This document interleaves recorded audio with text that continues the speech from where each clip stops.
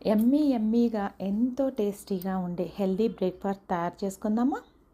ఒక బౌల్ తీసుకొని 2 కప్పులు గోధుమ రవ్వ తీసుకోండి.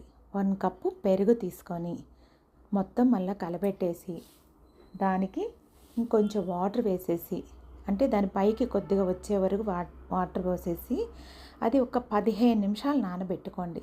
ఈ లోపల మిక్సీ జార్ తీసుకొని 2 కప్పుల మొక్కజొన్న వేసుకొని నానిన గోధుమ రవ్వ పెరుగు ఉంది కదండి, అది కూడా వేసి అవసరమైతే చాలా కొద్దిగా వాటర్ వేసుకొని మెత్తగా మిక్సీ పట్టుకోండి. చాలా మెత్తగా పట్టుకోవాలి.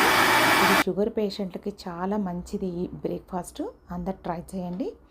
మెత్తగా మెదిగిన పిండిని ఒక బౌల్ తీసుకొని దానిలో వేసేసిన తర్వాత పిండిని మొత్తము దాంట్లో సన్నగా తరిగిన ఆనియన్స్, పచ్చిమిర్చి, జీలకర్ర, ఉప్పు, కొత్తిమీర, కరివేపాకు, ఒక 2-3 టేబుల్ స్పూన్లు బియ్యం పిండి కూడా చేర్చి మొత్తం కలబెట్టేసేయండి.